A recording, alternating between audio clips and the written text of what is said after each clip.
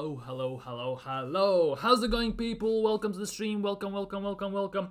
Hope everyone's had fantastic. What's day today, actually? Saturday. Hope everyone's had some nice chill vibes, chill time, chill everything. Hopefully, nobody's doing too badly today because tomorrow, you could arguably say, is the big one. In my opinion, it's the big one solely for two purposes that it's a must win, obviously, as we all know, because there's a massive argument to be made that if we don't win tomorrow, we are pretty much done this season. Because, well, let's be real. This is the only option we can have to actually have some silverware this season. Because I don't believe that we're gonna win Champions League. It doesn't look like, and I solely believe that Premier League is also done. I know that Liverpool are doing almost nothing in the transfer window so far, but Arsenal are doing even less. They have made money by doing nothing on Mika Biereth, obviously. But besides that, there's nothing. We are 11 days in, and no links, no nothing, no nothing. Genuinely, no proper links, no nothing. Just speculations, rumors, and everything. So it is a bit of a wild one at the moment, especially with injuries and how we are struggling in multiple places of the pitch. And I'm not sure how this is gonna go, but it doesn't look good. It looks very, very dark. And I'm not gonna lie, I guess we have to live with it as an Arsenal fans. But yeah, today, United preview, we're going to talk about that. We're going to talk about some transfer rumors. Definitely going to look at some Coleman music in pre-match press conference and some other bits and bobs here or there. But yeah, I'm kind of struggling to decide on what to start. But I think we're going to start off with, well, I guess transfer rumors, and then we're gonna get into actual, basically actual game and everything, because we have to do it like step by step so it works actually properly. So we're gonna do it that way. So what we're gonna kick things off is some transfer rumors, some reports, and everything. And here we go with the first. I'm struggling today. First one here. Okay, big up, coach. Big up, big up, big up. Every game's a must win, but can't win them all. Yeah, that is the case, but 5 years in and with like 700-800 million spent and having nothing to show for it is nothing to be excited about. The performances in general are just not it, especially if we technically should be fighting for the title, but we cannot score even. We cannot score against Everton. We lost to Bournemouth, Fulham. We are struggling in the easiest of games, even with our best 11. There are no developments in tactics, nothing new, nothing spectacular.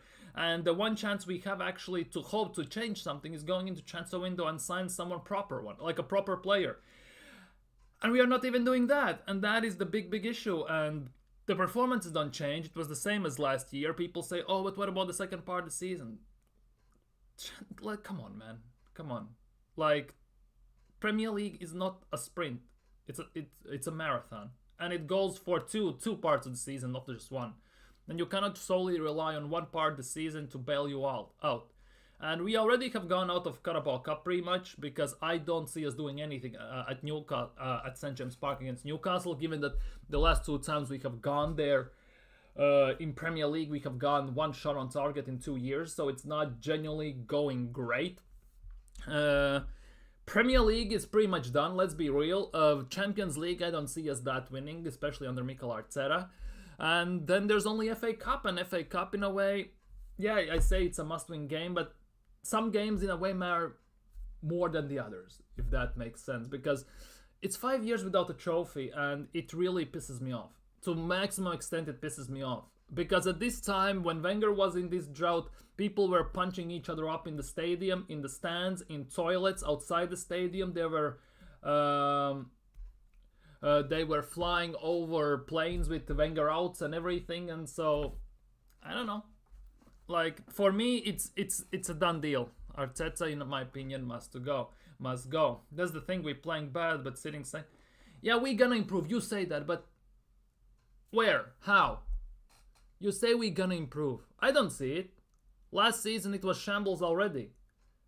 At current stage of the season, pretty much, we need to win every single game almost to even have a chance on winning the league.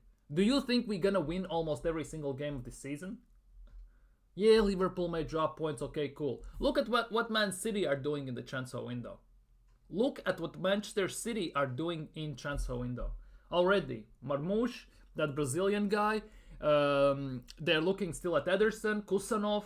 They are moving. They are doing things. They're spending extra 180, 200 million to sign the players to boost their squad in the areas that are big issue for them. What Arsenal are doing? Well, they made about 4.5 million from sell-on clause from Mika Biereth when he just left from Sturm Graz to Monaco. That's about it. That's generally about it. And there are no concrete links to anyone as well. And we are 11 days into January. We have 20 days exactly left in this window. And it's not looking great. Genuinely not looking great. Big up Nathan.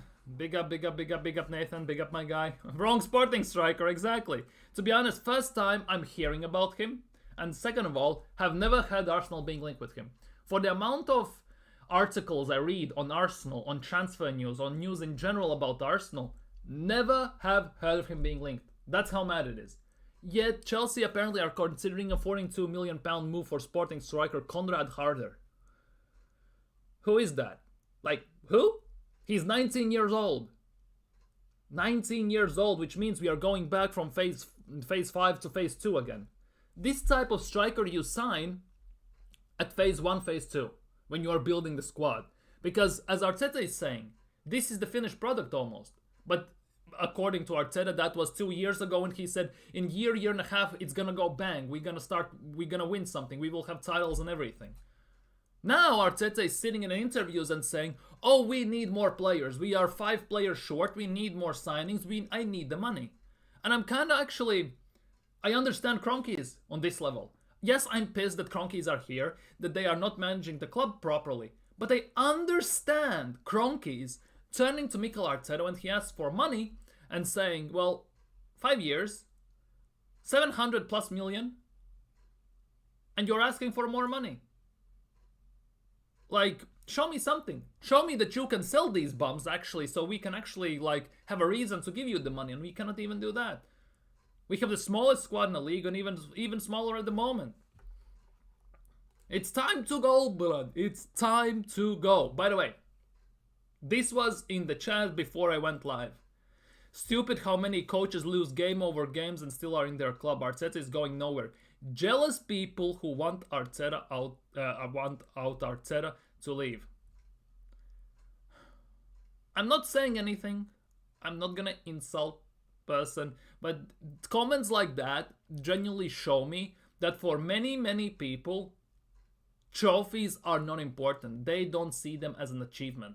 They are happy with the top 4, with having dog in the stadium shitting the ground.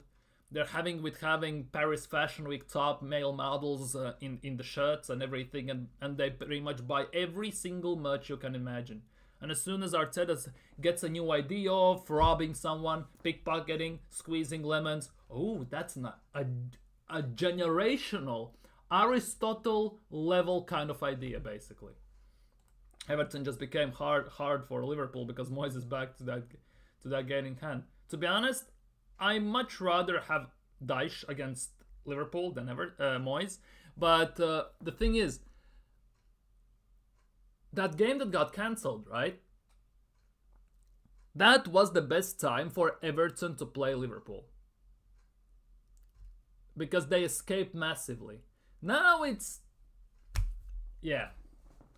Saka back like a new signing. Dude, apparently Vanjeri is coming back late January, early February. Which means there's a big possibility we are not even signing a winger, by the way. We are not signing a forward. There's a big possibility of that. Arteta thinks, well, we have 6 games to go this season. Well, might as well stink it out with what we have, with internal solutions, as he puts it, and wait for Ranieri to come back. And on top of that, for me personally, if this club had a brain, right? If this club actually had a brain, I would not let Bukayo Saka touch pitch till next season. Because since the muscles were off the bone and everything, and he had a surgery, first of all, it's worse than you expect. Second of all, it takes longer to come back. Third of all, the player won't be as he was before, because every player who has got grade 3 type of injury of this sort after the surgery has never been the same. Obviously, there's Messi and Ronaldo to some extent in those. They are genuinely in every way safe word, and it's not even a cop-out exception to the rule. Because those two genuinely are exceptions to football in general for what they have done, are doing still, and what they have achieved. Rest of them have genuinely fallen off the face of the earth. And if this club had a brain, I wouldn't play Bukayo Saka till next season. Just give him proper rest, finally. As ironic it sounds, having him that surgery kind of actually gives him a rest. So he won't be gassed when he plays the first game. Second of all, he needs some time. Because him playing every single season full 90 on some level, on many levels to be honest, is the worst thing possible as well. My head is hot. We're gonna get into that in a second. Just wait for it. Don't even know him. Exactly! I play FIFA, well, EAFC. I play Football Manager. I play some random games on football also. I read sports articles. I don't know who the fuck this guy is. Genuinely. Who the hell is Conrad Harder? He sounds like a Scottish guy. How is he doing at Lisbon? Conrad Harder. He's Danish. Okay, my bad. 12 games, 3 goals, 2 assists. Champions League, 5 games, no goals. That is going well. So basically, Gyökeres is scoring all the goals. They signed him for 19 million from Nordsjælland this summer. So after half a year, Arsenal are wanting to sign him. He has contract till 2029. At best, it's about 40 to 50 million to sign him from Sporting Lisbon. Like, what? Seriously. You know the McGregor meme? Who the fuck is that guy? That's basically him. So BS reported, oh, but just no. No. Because even since AC Milan are interested in Rashford and everything, there's no chance. Šeško and Kvaradona. Oh, dude. Friends you make along the way? Exactly. What's more important, guys? The destination or the journey, guys? What's more important, guys? All that stuff. Lookman in for Saka. Could work if we sign someone. That is the big thing. Because no matter how we look at this, I don't trust this board to do the right thing. Yeah, I was thinking that yesterday, we're not winning anything. Don't bring him back. Maybe if we have a... Exactly. And not even to FA Cup final when he doesn't play at all, just coming in cold pretty much. It's impossible. Wrong move when the muscles have not properly been warmed up. One wrong move when your muscles are not doing anything properly, especially since you have these type of injuries. Other muscles to some extent will have to overcompensate for the lack of the muscle you try to replace and reattach. There's bigger chance of him getting a bigger injury than anything. To some extent as well, finishing his career. Exactly, Odegaard's cousin. He has almost the same hair. The question is, does he put his snot into hair as hair gel as well? That's the only question you need to ask. Does he get goosebumps when he hears North London Forever? Who the fuck is Ismail? That's a youngster. That's one of our youngsters in the academy. He is Ismail Kabia. He's a winger, right winger from Netherlands. 19 years old. He I don't know, haven't watched him play much. In UEFA Youth League, in 5 games, he has 4 assists, which seems very decent. He starts every single game for the youth team, which is fantastic. In Premier League 2, in 7 games, 1 goal, 1 assist, which is not too bad. He can play both wings. He's genuinely a 19-year-old youngster that's coming through Arsenal's academy. And Arteta is putting him on the bench to basically fill in the squad because we don't have enough players to put him there. I haven't watched under 21s to give enough about that because I'm not gonna lie, I don't have enough time to even watch under 21s. As bad as it sounds. Can we just buy a striker? That is the big question. To be honest, we actually shouldn't even buy a striker. That's also a big thing in a way. Because we have had strikers. Arteta just didn't want to test them out in the team. Because we never saw Balogun in Premier League. We just... Biereth. I wanted for Arteta to give him a chance in Premier League. No, he sold him for 3 million. He now went for 12 to Monaco from Graz after half a year. Because Monaco needs strikers. Embolo is injured all the time. Balogun is also injured all the time, never gets kick of a ball, so go figure. Go genuinely figure. My camera is doing a madness right now. I'm very sorry about that. So go figure. We had strikers. We didn't give them a chance.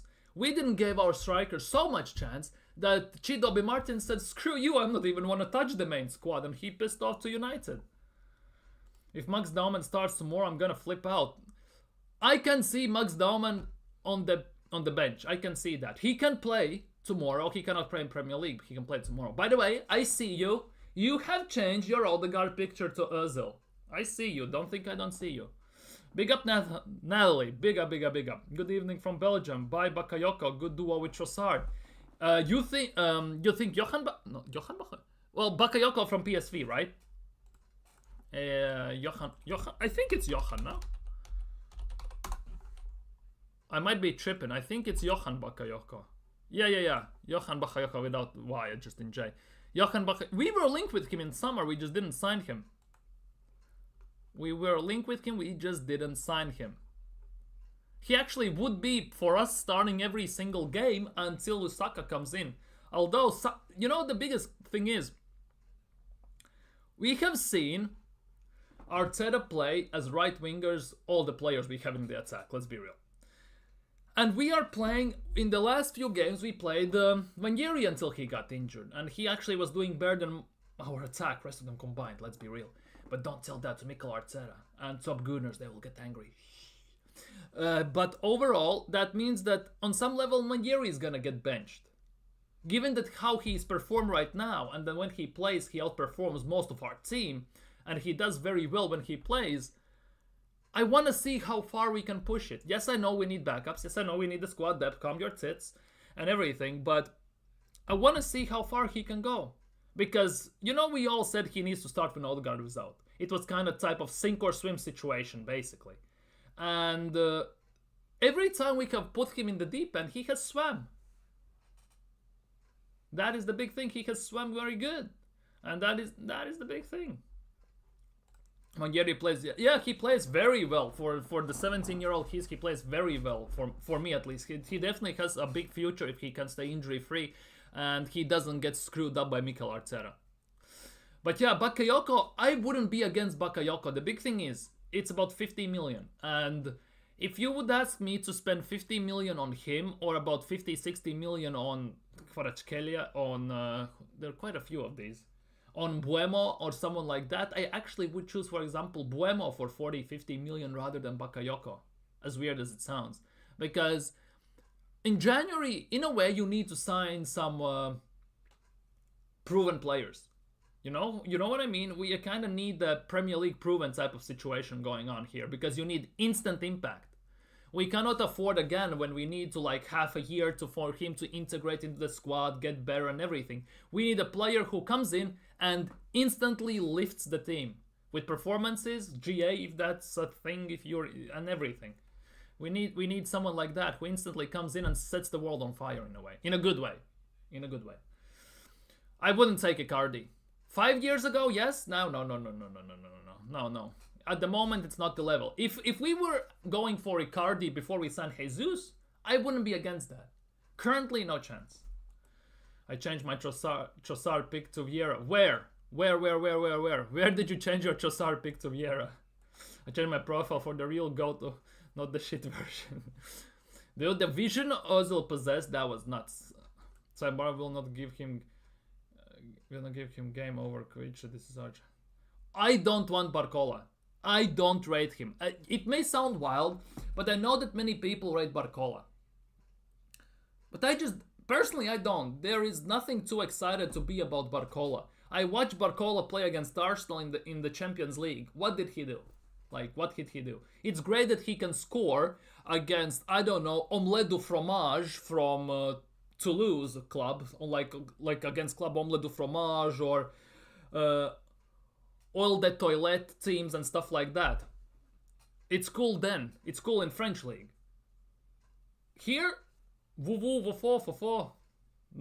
Just no. If he comes to Arsenal, I am... Oh, the sparks will fly, let's just put it that way.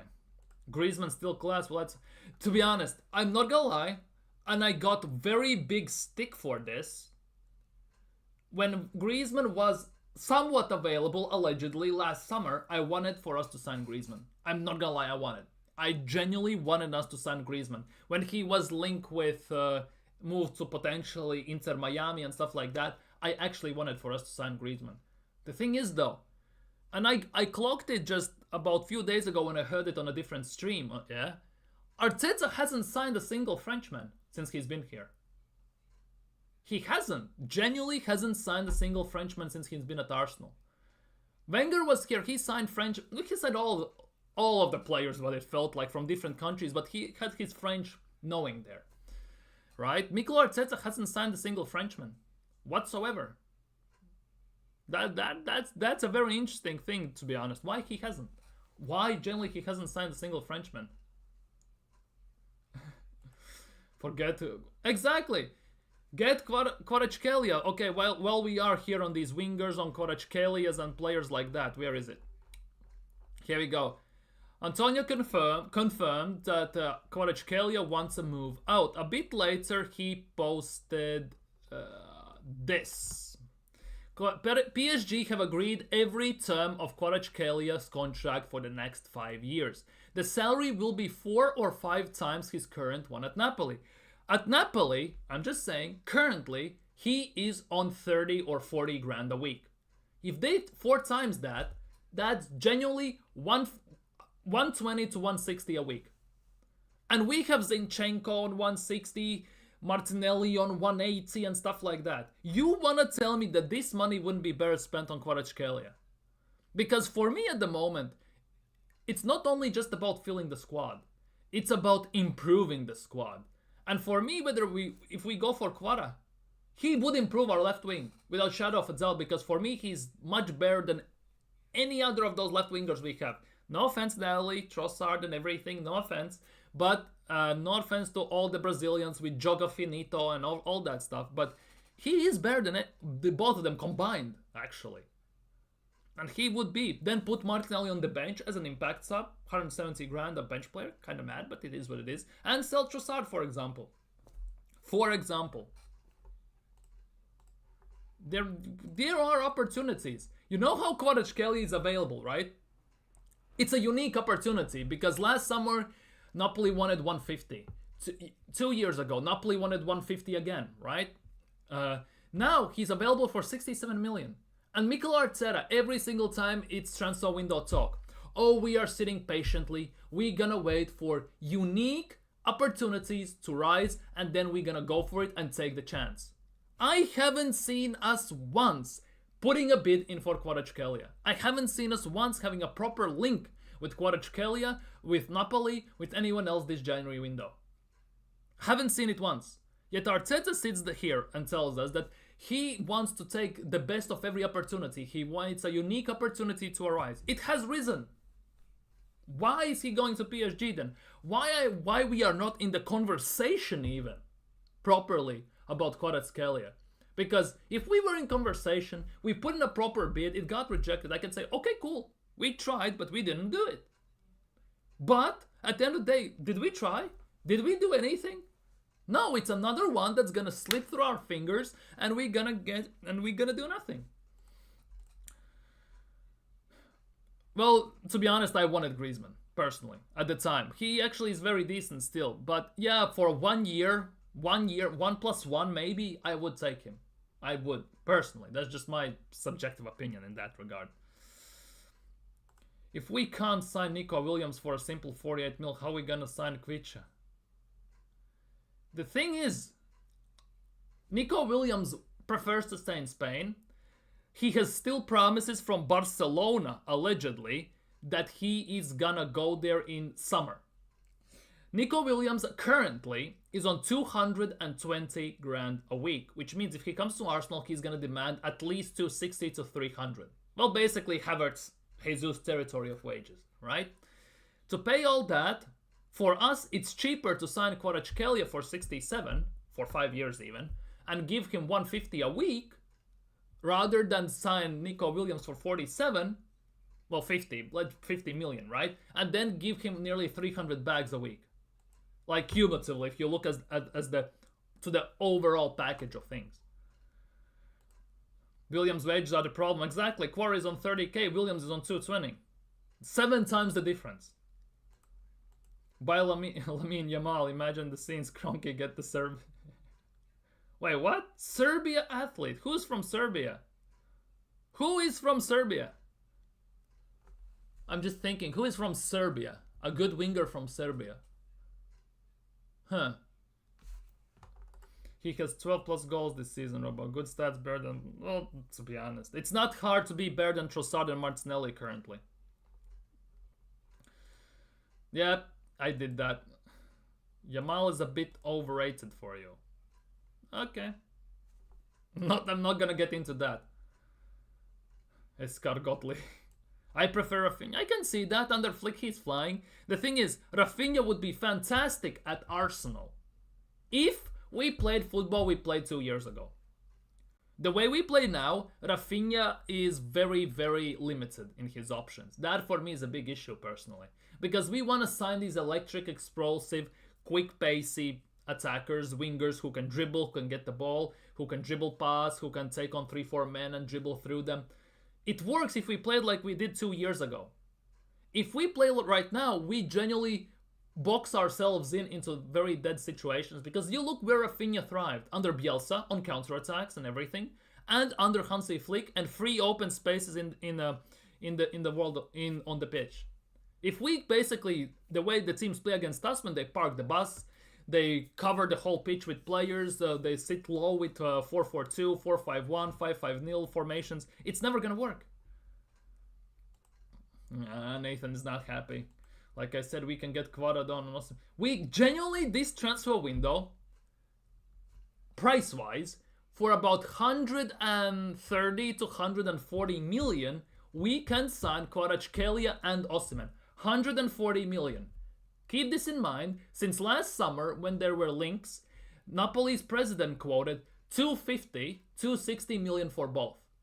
It's basically getting 120 million discount currently to that. Nearly 50% off. Special price for you, my friend. And all that stuff.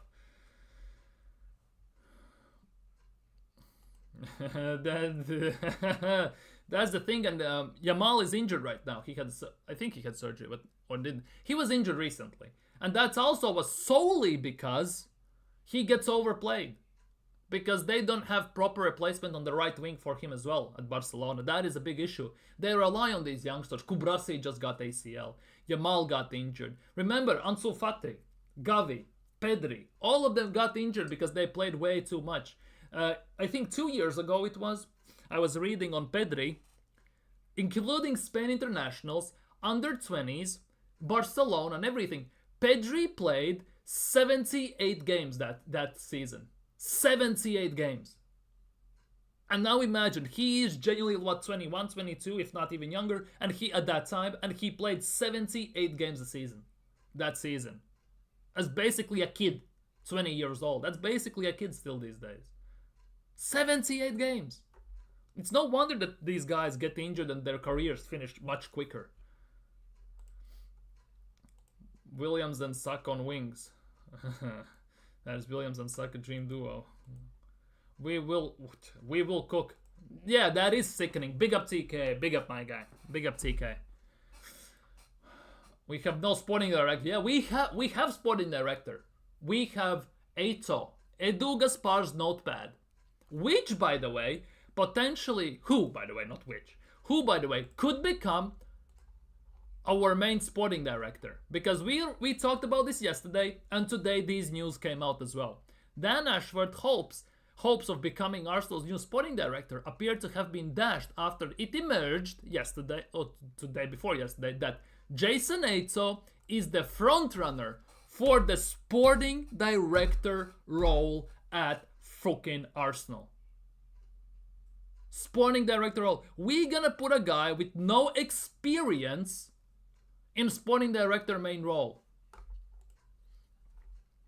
What are we doing here? Like, genuinely, what are we doing here? I turned off the last few days. This club makes me sick, dude. I don't blame you. I genuinely slowly am checking out as well from Arsenal in a way. It's not the same. Generally, it's not the same as it used to be. And tomorrow it could get even more ugly. Let's just say that. Tomorrow it could get even uglier. Because, okay, we're going to talk about the game when we're going to talk about the game in about 10-15 minutes. I'm not going to get into that right now. Kvara, Osimhen, Saka. That attack, especially since Kvaratskhelia and Osimhen have the partnership from Napoli. They integrated very good with each other in Napoli when they won the Scudetto 2 years ago. That was fantastic how they played together. We won't, dude, but will we no, we won't. But that's the big thing. These links, these speculations, it's all fine and dandy. Like, we can be happy, chappy, there's talk, oh, we are linked with, what's its face, Kvaratskhelia, yay, Napoli, yay, Osimhen, yay, and all that stuff. But ultimately, we all know that Arsenal are not going to sign anyone.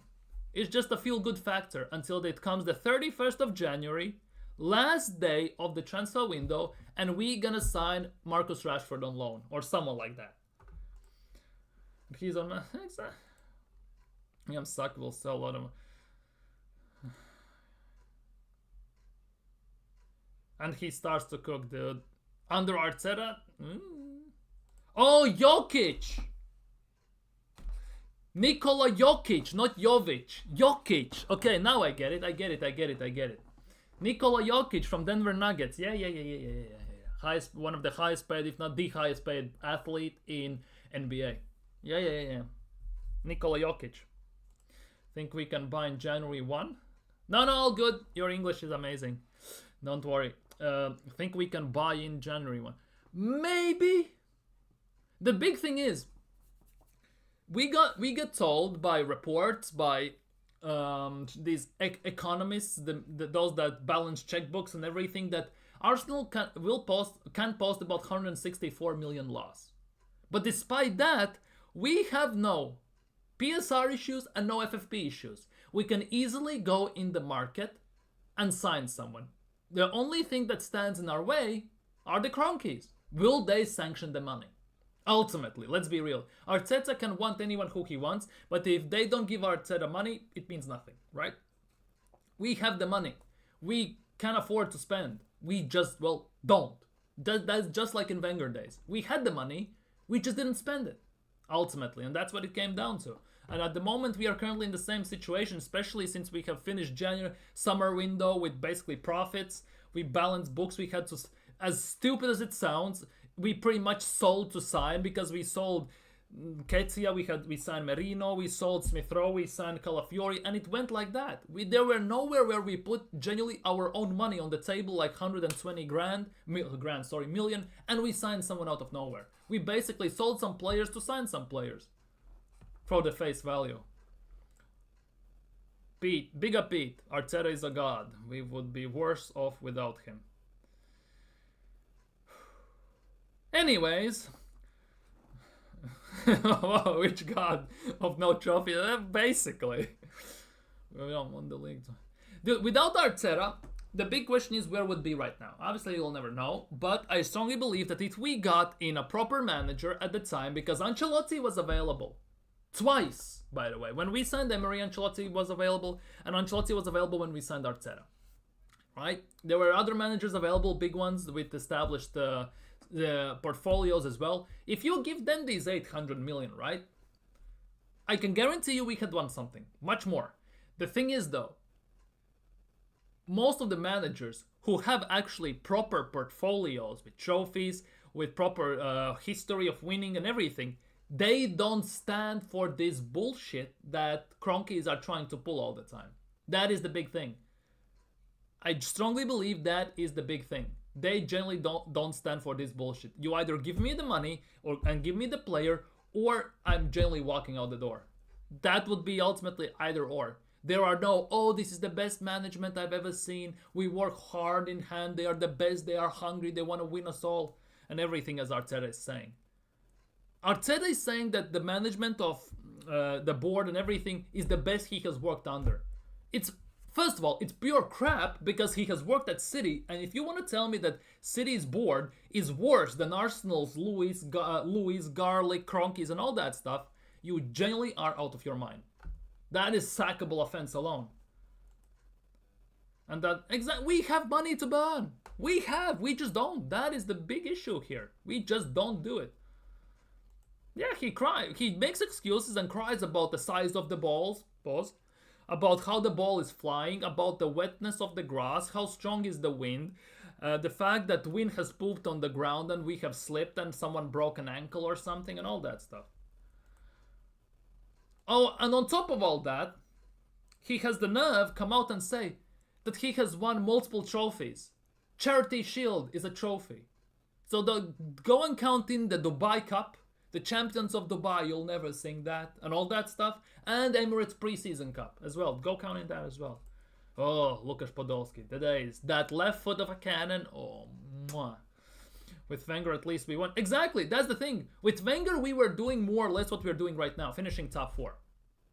Sometimes we were closer to the first place, sometimes not, right? But ultimately, under Wenger, we won FA Cups. We won the Cups. We won the things. That is the big difference. And the worst part is, if we tomorrow lose, Man United will be one step closer to tying us on FA Cups. We are the most with 14, United have 13. So if United win the FA Cup this season, they will be on the same amount of FA Cups as Arsenal. That alone is sickening. Yeah, that is the worst part. As much as I hate how we are at right now, as much as I want Arteta out, as much as I don't rate half of the players in the team, as much as I want trophies and everything, as much as I hate Cronkies and everything, I love Arsenal. That is the big thing. As fucking annoying as it sounds. You know, like it's something annoying, like it's something you special you have, everyone hates and everything, but it's yours. It's something special. I know I sound like a top gunner, so shut it, but it's something like that. The biggest thing is, just like TK is saying, we do, but the owners don't. As remember the infamous quote from Stan Kroenke when he bought Arsenal. I bought Arsenal not to win trophies. And that has been basically the motto we can basically put in words as a banner in front of Emirates, and that's about it. And that's what Arsenal have been. The crime, exactly. I wish Ozil was still here. He wouldn't. He doesn't press. Arteta would bin him instantly. January 30th, Broja on loan. Oh, dude, just don't put this in the universe. Like, you know, don't give them ideas. You know, maybe Garlic is watching this stream randomly, and all of a sudden we sign Broja on loan. Just don't do it. Last time I got hyped in January was over. Yeah, same. And that has been the last time when we have signed someone big in January. And we still haven't replaced him, by the way. Let's not forget that. But to be honest, there was a possibility that we wouldn't even sign Aubameyang. Because sole reason we signed Aubameyang, at least that's how I see it, is because we did the worst swap deal in footballing history with United. Alexis Sanchez for Henrik Mkhitaryan. Because I think if Alexis didn't leave, I strongly don't believe we would have signed Aubameyang. I strongly believe that. We would have had no Aubameyang in the team. Heard we are making a 21 million bid for Rashford. Dude, we're not. That's false. That was confirmed yesterday. And everything. B-Tech Joey Barton doesn't have the minerals to bring in the young boys. The big thing is, we all want to rotate. Right? Arsenal. But tomorrow's game, we cannot afford to rotate. It's either go big or go home at the end of the day. Because this is our, in my opinion, last chance to win a major trophy. Last chance this season. Because Champions League, don't make me laugh. And Premier League, come on, man. There's bigger chance that Man City, by the time we play them in February, will have tied with us or overtaken us, than we actually will be on top. We will be on top of the table at the end of the season. But can't sign to make bid for freaking. We don't. Arteta has one final in 5 years with a team that he didn't rate. Any manager would be better. That's the big thing. He won FA Cup thanks to Aubameyang. Let's be real. He carried us. Together with Tierney, by the way. Only left back in the team, proper one. He won that FA Cup with the squad that wasn't his. Then he dismantles the squad, bins them all besides Tierney, Saka, and Martinelli. Saliba was on loan at the time, if I'm not mistaken. Right? And then he proceeds to spend 700 plus million to get his own players and do nothing. And speaking of Saliba, by the way, tell me what you think about this, my statement, my thought on this. Remember when we signed Ben White, 50 million, right? I strongly believe that Ben White was the center back for Mikel Arteta.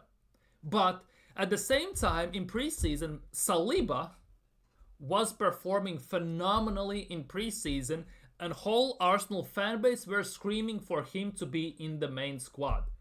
And in a way, Arteta had no other option to put him in. And that meant that he had to push out Ben White to right back. So, in a way, if Saliba that summer preseason didn't actually perform, there's a big possibility that we would have Ben White at center back still that next season, and Saliba maybe wouldn't even be at Arsenal anymore. That is the big thing. I strongly believe that Ben White was Mikel Arteta's signing he actually envisioned as the main right center back, not Saliba. He just got genuinely goddamn lucky that Saliba is as good as he is, and he showed that as early as he did. Just in nick of time before Arteta decided to loan him out again, in a way. Because he was loaning out him left, right, and center. And we were very frustrated as Arsenal fan base. As I remember that about that situation as well. Pretty much even Jabi Alonso won some trophies. Leverkusen. He went invincible in the first season in Bundesliga. He won the Deutsche Pokal, if I'm not mistaken. And then he lost 3-0 in the finals against Nathan's favorite coach Gasperini and Atalanta, but hey ho, here we are. You can't win them all, I guess. But he still did invincibles. But this year's gold. We need a second dog, and a dog name didn't. Could work. We could buy a dog and call it Phase 6. Something like that. Even Milan yeah. That is the big thing. AC Milan's manager, Conceição, comes in semi-finals against Juventus, beats them. Finals against Inter Milan, 2-0 down, beats them 3-2. In 2 games, he has coached, he won Supercoppa d'Italia instantly. What phase is he in? We didn't win shit, exactly. You're telling me we can't even sign up? Exactly.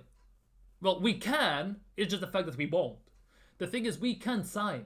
We have the money. It's just a matter if Kroenke will give the money to Arteta. By the looks of things now, because the way Arteta spoke in the conference about the money spent, although it was called bullcrap that we don't spend money, but in general, the fact that we have a thin squad, we have a small squad and everything, and he needs more money to sign extra players. I think Kroenke could maybe not be giving him money. The thing about this is though, why would they give him money? If in 5 years you get 800 million, right? That's 160 on average a season. 160 million average a season, and you don't win anything, you don't prove that you can win anything, and you start to look worse and worse. Why would they give him more money? Like, on serious note, why would they give him more money? For example, you have debt in the bank, right? You took a credit loan and everything. You have about 10 grand, okay, 100 grand, whatever, right? You're paying it off and everything, but you miss about 2 months, right? And then you go to the bank. Can I have an extra loan so I can pay some credit debts? Why would they give you extra money if you're not paying him the money already? Why would they do that? Makes no sense. And I think Kroenke might be doing the same thing to Arteta to some extent. Maybe he needs to sell some players just to prove that he can, so he gets the money or something. I don't know. It's 2 weeks since transfer window open. I haven't signed anyone. City have exactly. That is the big thing. We are January 11th. Transfer window closes in 20 days, and Arsenal have signed nobody. They have made money on Mika Biereth, by the way, right? What Man City has done, they have signed Kusanov, they are signing Marmoush, they are going for Ederson, and they are signing that Brazilian midfielder. 40 million, 70 million, 25, and something like 180 million, something like that they're going to spend this January, apparently. That's it. 4 players, Key positions resolved. Backup striker who can play also as a winger if needed.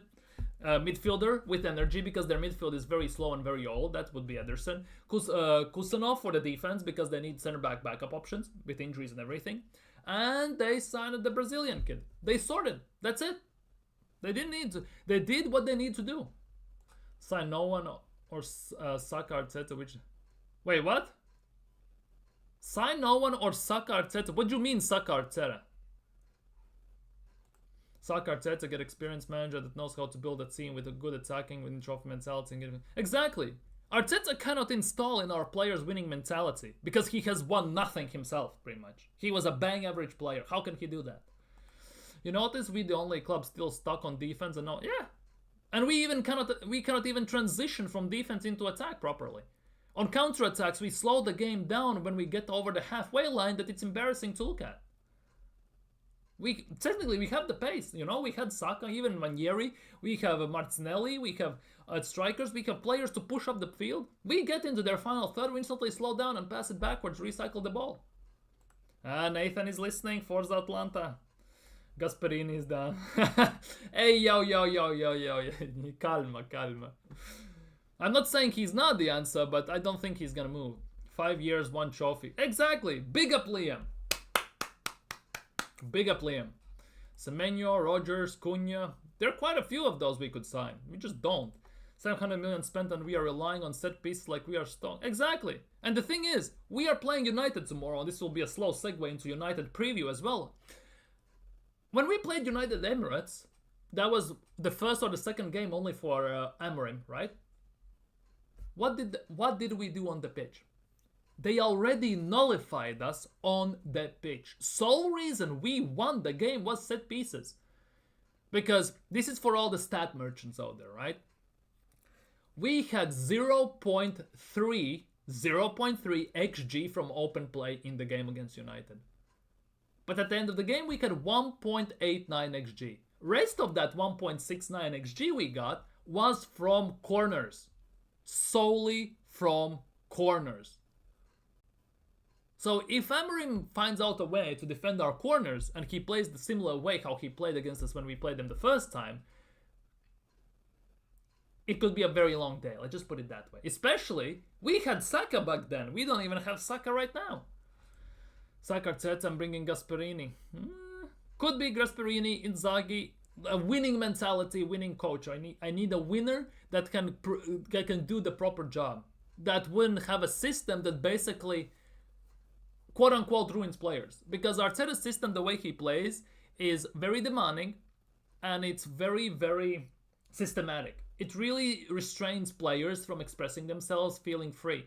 And when I watch Arsenal play, I sometimes get the feeling that our players are afraid to make the wrong pass, to make the risky pass. And as soon as if they lose the ball and something goes wrong, Arteta might genuinely smack them around. That's how I feel. He might hook them off. I can't feel that way. We need striker clearly, but no, these fanbase and Arteta thing. Yeah, that is the big thing. We need to be at the moment right now. We need about 4 or 5 players at the team to make it proper one, right? Now, if we need about 4 or 5 players, right? Then we're gonna lose about 4 or 5 players in summer and January, right? So we need extra 4 at least to have the squad depth. We have 22 players in the main squad. 22, smallest squad in the league. And we are now looking at selling even some in January. Imagine you go to mechanic and for years and years you give him money, but your car is still broken. Then he asks for more. Exactly. We need a striker who... Imagine your car mechanic for 4 years is changing only your left back tire, because apparently there is the issue. Left back tire. That's the issue of the car. It's not the carburetor, it's not spark plugs, it's nothing. It's genuinely only the left back tire. That's what he's changing all these years. We need a striker who can finish. That's the thing. For me personally, we don't actually need a world-class striker as well. We need a striker who can hold up play, pass the ball off, and who is clinical in the box. Who can get one touch bang goal. We need that. We don't even need insane like 200 million striker. We just genuinely need a striker who is consistent and properly can finish his chances and is good with the link-up play. We just generally don't need those end-level Mbappe type level strikers, even though Mbappe is more left winger in general. We just need someone who can finish consistently and be the problem defenders to handle. I actually think the players deep down dislike Arteta now. They have ball in the 2 leagues and it kills players' confidence with rigidity. Yeah, I kind of feel that way as well. I strongly believe. I think, for example, Trossard is Arteta out. He doesn't celebrate his goals like he used to, not even in preseason, not during the season. He doesn't want to re-sign the contract and everything. Saka as well in interviews are saying that Arteta is asking for his attackers to defend first and only then think about the attack. Then a few days later he comes out in an interview and says, with Timber at right back, I can actually finally attack and focus on attack. And it just shows that Arteta is just, I don't know, so focused on defense that it's basic and control that it's making players also annoyed with him. They just cannot speak up to him. That is the big thing. To some extent, I wish that, for example, our main guy in the team, Bukayo Saka, would speak up. Because that would put, in a way, Arsenal in a position where they had to choose. Either you have to basically deal with Saka, or you have to get rid of Mikel Arteta. One of the two. Because there's no other option.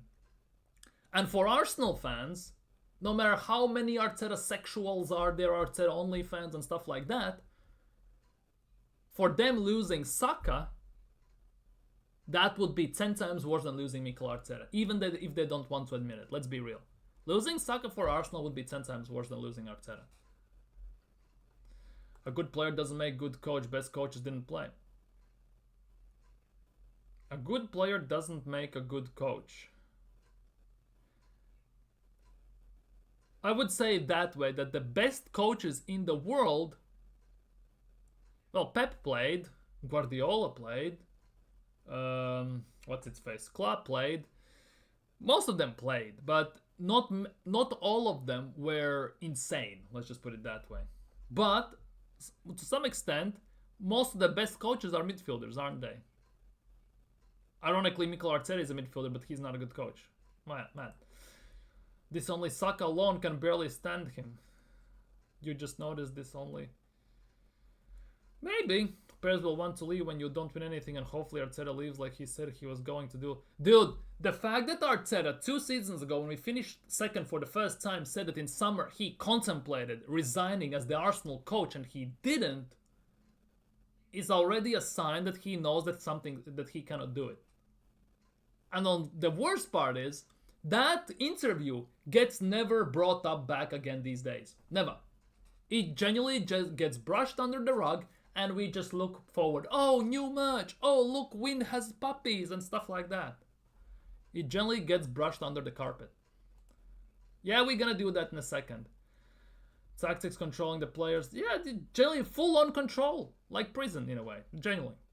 Arteta is a talent killer. I think players deep down can't wait to see him go. He took off Ethan when he scored. Clearly shows Arteta don't like players. Yeah, he doesn't. I kind of believe. Remember one of the first videos that came out for Arteta as the coach, and Lacazette did a back heel pass or a flick, something like that, and Mikel Arteta instantly ran up to him and said, no flicks, no back heels, stick to the basics, guys. Stick to the basics, guys. Pass and move, no flamboyant passing, nothing exceptional, just pass and move, that's it. No flicks, no nothing. And I think that there is something to that. The players they can't express themselves. Look even at Bukayo Saka. People say, oh, but he gets GA. Yes, he gets GA because he is that good. But if you compare Bukayo Saka, how he was driving a defense, taking it on, not afraid to make passes, certain ones, and stuff like that, for example, 3 years ago, compared to now, it's night and day. There's definitely something has changed. So, coach is going for 4-2-3-1. Raya, Simba, Saliba, Gabriel, Zin. Why are you putting Bart Simpson as a left back? Against Diallo. Why are you putting Bart Simpson as a left back against Diallo? Just a question. Right party, Martinelli, Jesus, Trossard. Well, we cannot do much better. Let's be real as well. We need a striker who can play on both wings and some good youth academy talent to step up and help the team. We need a lot. Let's just put it that way. We can basically make a list of things Arsenal need right now. Martinelli under Emery was so good. Arteta comes along and he's been... Exactly. And the worst part is, we saw how good Martinelli was 2 seasons ago. When we were playing attacking, free-flowing football, open spaces, active movements and everything. Martinelli was thriving in that environment. As soon as he switched it to defensive, got the PTSD from losing the league, from 8 points clear, well 5 technically because they had game in hand. We had game in hand overall and everything. But as soon as we lost the league, he switched it to 180 straight opposite to full defensive and total control. And that is one of the worst situations where you can put in Martinelli, in my opinion. He needs space. He needs attack with pace. He basically needs what Pepe needed at Arsenal. He needs to get the ball in his feet at speed. Okay, Pepe has tech, so it's a bit different. But Martinelli, he doesn't have the technical ability from standing position to dribble past the defender. He needs to take it on. He needs to pick up speed because then he's more comfortable. Plus, he needs to start lifting his head up. Otherwise, he just looks down at his feet. He's basically a speedboat without a driver. That's how Martinelli plays. He plays the same way all the time. Drop the ball past defender and hope you can outpace him. Yeah, he was good, but Arteta has ruined. Exactly. I think Trossard will stay, but more than a year. Yeah, that's the big thing. Arsenal offered him 1+1 type of deal, and he didn't want that. If I'm not mistaken, Trossard is 30 years old. I think he's slowly starting to think about the future, right? And he wants a bit more reassurances and salaries and everything. I think he wants a 2+1 type of deal. He wants to be here for at least 2 years, so he has guarantees that no matter what happens, injuries or anything, he gets the money, and if he gets forced out of the cup, he gets the payday. So I think he wants 2+1 deal, not 1+1. I kind of think that way. Bro, look at all the world-class players he made look like shit, and when they leave Arsenal, they cook. Dude, it's not a coincidence that many players that leave Arsenal all of a sudden start winning. Genuinely, look at them. Xhaka, Willian, Bellerin, Kolasinac, who just won Europa League. Said Kolasinac, by the way, guys. Said Kolasinac, you know. And all them, and they all win. All win as soon as they leave Arsenal. Bro doesn't have any good attack tactics. Nope, he doesn't. Nope. We cannot shoot from outside the box. We just cross the ball and pray for some headers. We only 3 players away from being complete Williams, Guimaraes, and Osimhen. Basically, yeah, we need to sign a striker, a winger, and a midfielder. And the rest of the team we can manage. We generally need 3 players in 3 specific positions, and we are sorted to actually go for something serious. We just can't, because we don't have the depth. After 800 million nearly spent, we don't have the squad, apparently. As long as Odegaard's in reserve, I agree to that formation. Marlon is not anymore an Odegaard fanboy, not anymore. Williams can play left wing, right wing, and can. He's a full striker. He could, but his best position is left wing. Nico Williams, his best position is left wing. And just put him in a good system. That's the thing. He needs an open space, open attacking system. Arteta doesn't provide that. Guimaraes is extending his oh, fuck. It's actually not why he got locked up by a 40-year-old right back. He was never good enough. That is also the case. I think that is basically the epitome and accumulation of all the things that summarizes Arteta and how he has treated Martinelli. Because as soon as he shifted it to defensive, Martinelli lost pace because he got injured 2 times. He lost confidence in himself because he couldn't finish. He lost something in the belief in himself as well. And that was showing. That showed exactly. Martinelli got done over by an 18-year-old right back from Serbia, from Aston Villa, if you remember the game. He got done over when Matty Cash got injured in the first minutes of the game. He got done over by 40-year-old Ashley Young as well. Like it's everything together. Martinelli may be trash, but Trossard wasn't. He was pretty. Trossard actually, since his signing, has been very decent. It's just that he stinks out this season for some weird goddamn reason. Either he wants Arteta out or he wants out himself. Maybe because bro thinks he's getting old or something. 30 years is not that old. Why don't we ever produce defenders from Hale End, save us buying Calafiori, etc., but waiting on develop around? Well, why don't we develop defenders from a... Well, I have actually no idea. Strikers are leaving, we have wingers that are leaving, midfielders technically we have in the team, defenders is the only one. You can say Miles Lewis Skelly, but come on man, Miles Lewis Skelly is a number 6, number 8. Arteta is forcing him to play left back just like Zinchenko because he can invert. That is the sole reason. Because Skelly by default is a left wing, number 6, number 8. We always sell them. Yeah, we sold Amari Hutchinson. That has gone well. For free, by the way.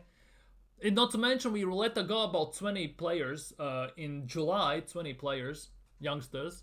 And that was including right backs and defenders quite a bit. Obviously, we have Heaven at the moment, Cabia, Maldini, and players like that. So we'll see how that goes. He's not... I would love Arda Güler on loan, but he's not moving. Ancelotti said he's not letting him go. Yeah, exactly. Real Madrid ain't like... Yeah, Nedeljkovic. Yeah, that guy. 18 years old. Locked Martinelli up like no tomorrow. Declan Rice has been mad crap too. He needs to play as a hybrid midfielder center back against Newcastle. He was playing... That's the thing. Declan Rice as a 6... progressing the ball and everything is fantastic. He used to be a center back. Under David Moyes at West Ham, he played as a 6, defensive number 6. Arteta is forcing him to play as an 8 and bomb up, down, and up and down the field all the time, which makes him gassed by the 30th minute, and it's not the Rice we used to know. And that is the biggest issue. He's not playing him properly. Although Rice on corners is pretty decent, I'm not gonna lie. Something wrong if we only development is Saka, Skelly, and Ethan in the past 20 years. Well, Patino was the one, but he basically disappeared, and he's now at Deportivo La Coruña in Spanish B division, in 2nd division. We let go of all of them, Rayo Miyachis and all of them, man. We are just letting them go for nothing. Oh yeah, Chidobe Martin just said, Arsenal, screw you, I'm going to United. Who else is there? Omari Hutchinson left for free. Then he went to Chelsea, played about half an hour combined in 2 seasons and a half at Chelsea, and then Chelsea sold him for 22 million to Ipswich. Look at how that has worked out. We should have got Ancelotti instead. Exactly, that is the big point. We should have gotten Ancelotti when we were signing Emery. Ancelotti was available, and if I'm not mistaken, when we were signing Arteta, Ancelotti was available as well. We had 2 chances to sign him. We just didn't. We genuinely just didn't. Got rid of Eze, yes, Eze. To some extent, Daniel Malen. Many players that are actually were very decent are now one of the main guys in other teams. That's the worst part as well. If you think about this, it's actually kind of mad. Joe Willock, yep. Where's the youth project we was told? We sold... That's the thing, the youth project is not anymore a youth project, because when Arteta just started, Saka was young, Martinelli was young, we had few youngsters, but we didn't have that many. We just had the youngest squad in the league at the time. And that was our youth project, youngest squad in the league. By the way, when Jose Mourinho won the league with Chelsea in 2000... Oh, fuck, hell, my brain is not working. But you get what I mean, which year. He had even younger squad. But yeah, ultimately, let's be real. Wilshere was one of the youngsters, just ruined by injuries, unfortunately. But yeah, we had the youngest squad. We don't have the youngest squad anymore. And I don't know. We don't have... And now we are linked with 18-year-olds, 19-year-olds and stuff like that. It's kind of wild. Arteta took Declan to private school. Of what? Of what? No, Arteta has turned Rice into a prison, mate. Look, all the rest of it. Yeah! Arteta has made basically Rice into Bismati Rice or I don't know what. Declan Couscous. We should have signed Osimhen a long time ago. Exactly! We should have signed Guimaraes, by the way. We were linked with him. Arsenal didn't want just to pay about 10 or 15 million more, if I'm not mistaken. He went to Newcastle. And then in the preview video, we got mocked for that. Remember those days? We still get mocked, by the way, but remember those days. We should have signed Caicedo. We should have signed Kante. We should have signed Mahrez, Rafinha. All those players we should have signed. We just didn't because we didn't want to pay over the odds a bit. Like, genuinely, we were haggling over like 5 to 10 million at the time over those players. And on top of that as well, there was another big player. My brain. Douglas Luiz from Aston Villa. 35. Aston Villa wanted 40. Arsenal offered 35. They rejected it. And everything. So many players we could have signed, but they were not good enough because of the club. Exactly. ESR was good, but bro didn't give the bro time to play. ESR's issue was the injuries. And the fact that Arteta loves Odegaard. That is the big thing. Arteta has his favorites, whether he wants to admit it or not. He has his favorites and so-called undroppables in the team that will never be replaced. Saka, Odegaard, Saliba. There are players like that. And unfortunately, ESR plays in that position. ESR plays in number between 8 and 10. And Arteta doesn't play that way, unfortunately. Man, if we help PSG get caught up by taking one of their bombs, dude, don't even start that. Give to Albert till the end of the season. To be honest, it's true. Airport Albert has more coaching experience than Mikel Arteta, by the way.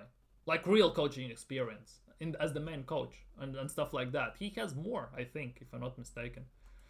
Airport Albert is better. Jan Villa, Gourcuff, Houssam Ouar, and still waiting on Benzema and all these people. We could have signed many ballers, but Arteta would ruin them then. Yeah, most likely. They saw what was coming. They genuinely saw what was coming. In other news, a small outline before we get into starting 11 and everything. Apparently, Inter Milan are interested in Zinchenko. Allegedly. Inter Milan and Fenerbahce. There are two clubs that want Zinchenko. Inter Milan and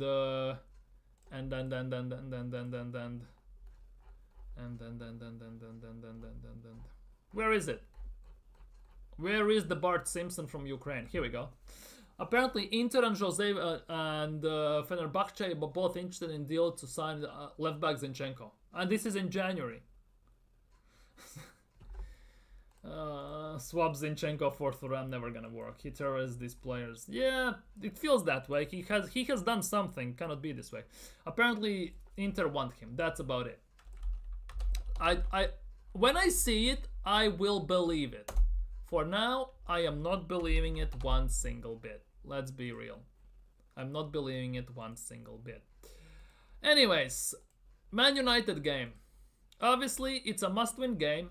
There are no excuses, no nothing. I expect a very hard game, very tough game. Obviously, all depends on how much the other the managers will rotate, how much Arteta will rotate, even though we have nothing to rotate with. What he will decide, who is gonna play right wing and stuff like that, and also depends how Emery will rotate, what team he is gonna put out. However, the big thing is, United, to some extent, has a blueprint how to ruin our play on the pitch, because they did it before. They did that when we played them at home the first time.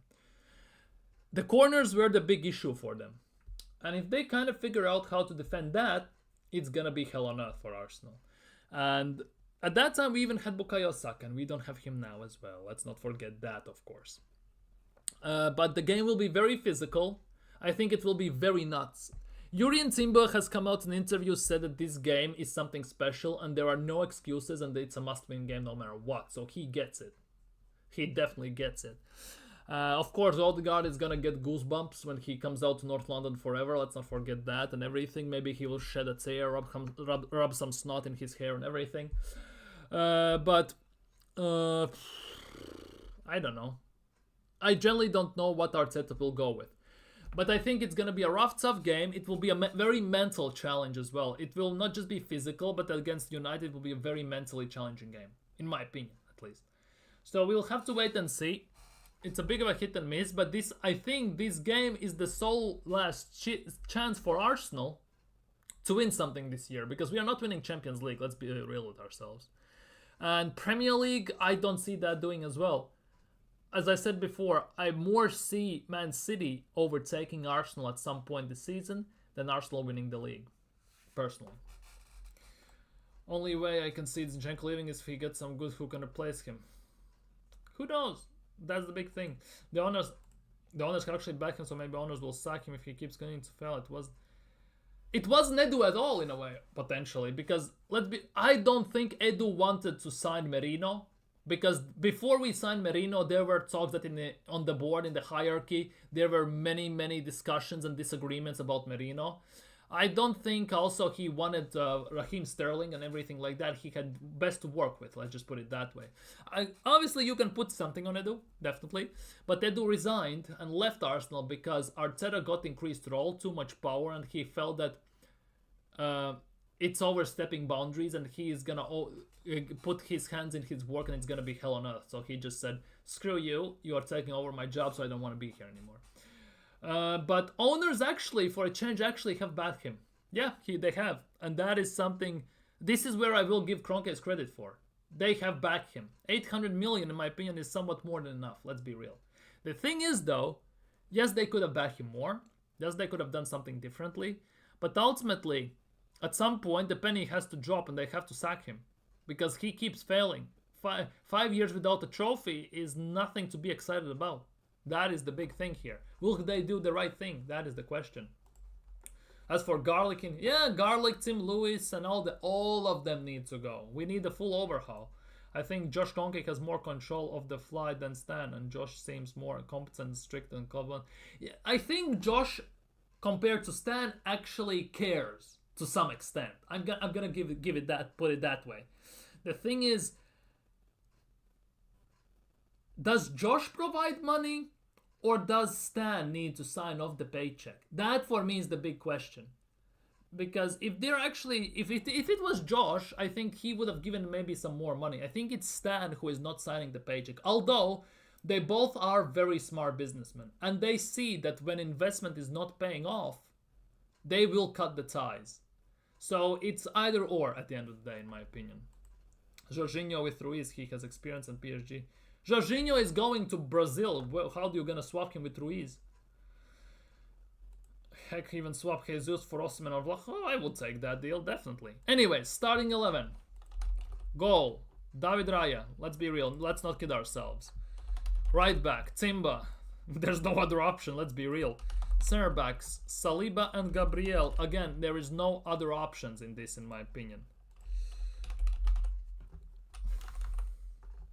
Left back is the place where I could have some discussions.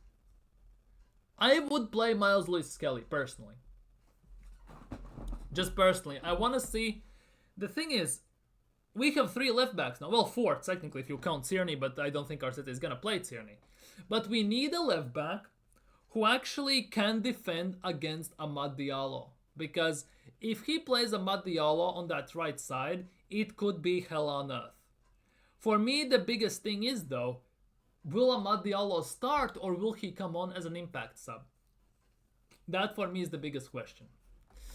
But ideally, I would start Kieran Tierney. I'm not gonna lie, I'm not capping, I would start Kieran Tierney in the ideal world. Coach would start Zinchenko, but I'm afraid defensively it will be a liability. Tierney at left back. Yeah, I know. I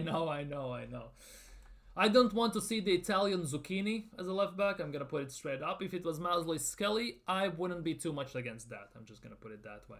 The form of Saliba needs to be studied. He's been poor recently. Also, Arteta ruining. I think his confidence has dropped a bit. And I think his head actually might be spun a little bit by Real Madrid interest. I think that could be the case. I think Real Madrid, with their mind games and everything. Exactly. Big up Natalie. Big up. Give Tierney a chance. Another game. Give him a second game of the season. Why not? Why the frick not? Exactly. I would start Tierney just for sure purposes of defensively, just what happens. Midfield. Partey as a 6. If he doesn't start as 6, I will throw hands.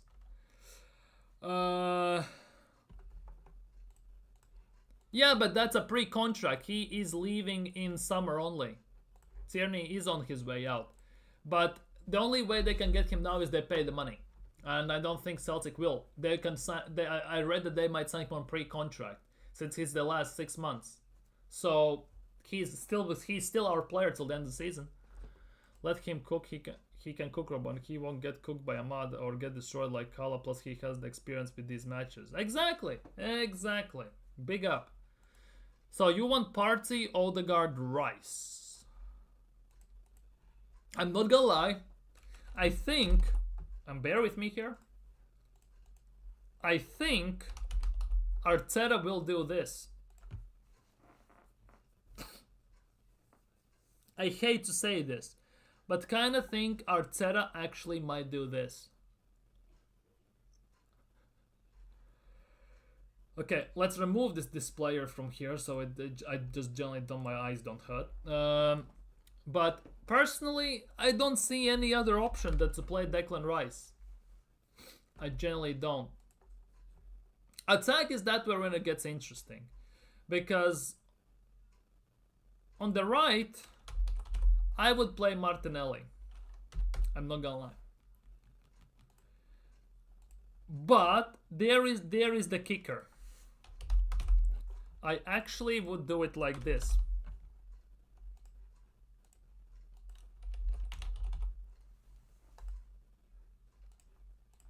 I actually would do it this way.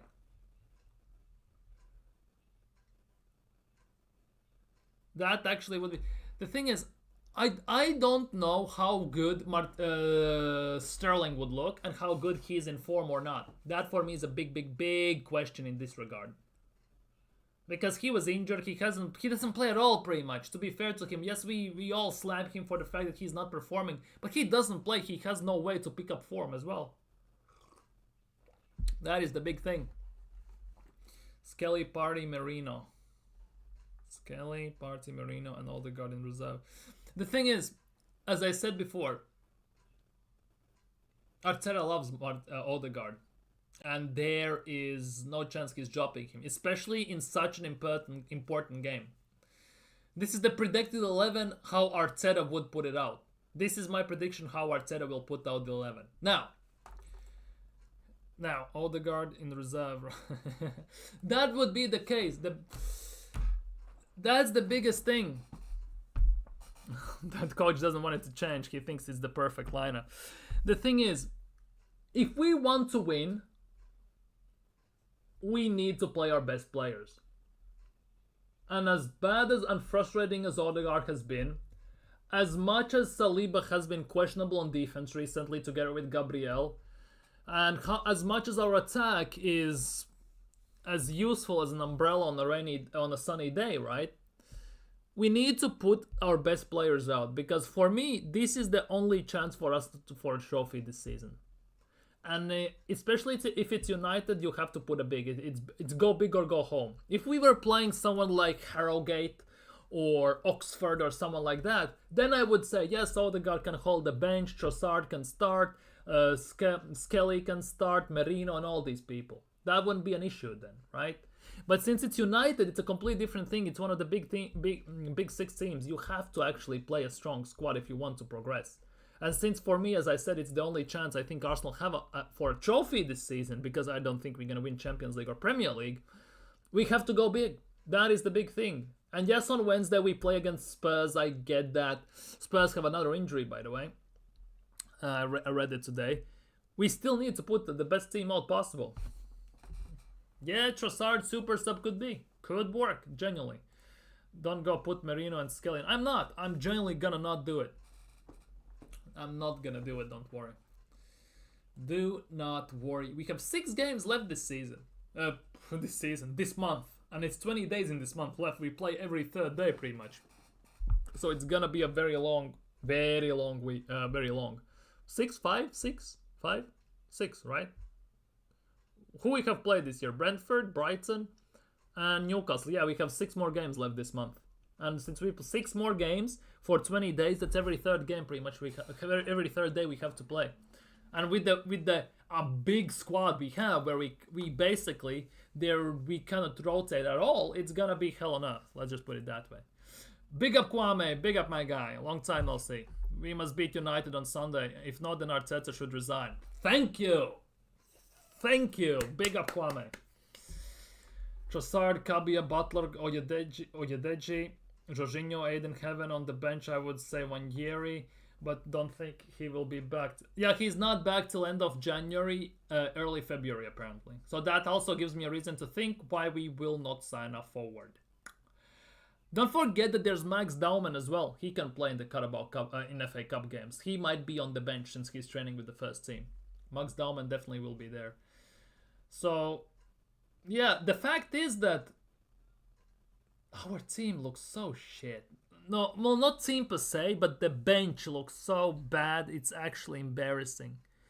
It's worse than this rusted old park benches that the wood is half broken. It's all wet, and if you touch it, it instantly breaks in half. It's worse than that.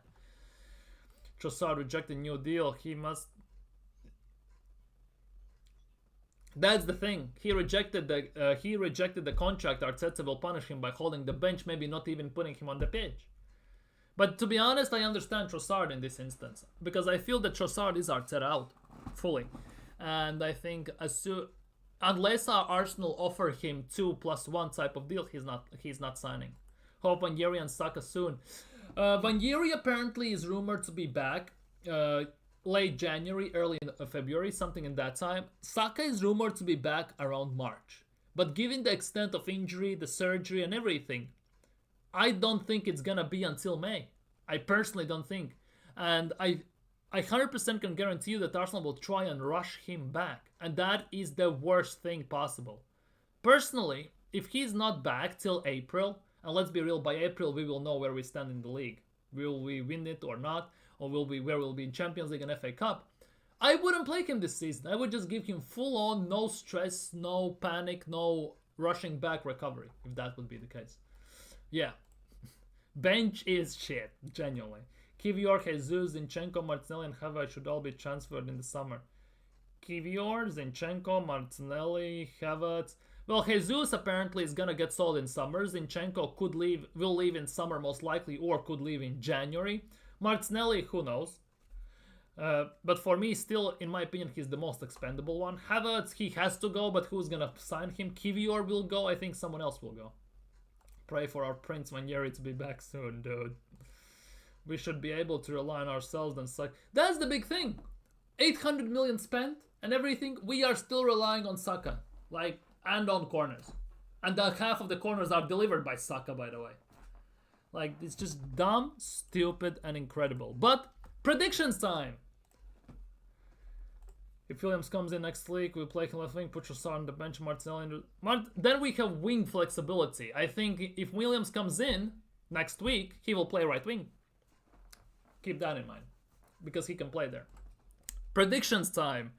Arsenal versus Man United. What are your predictions? Let's just put it that way.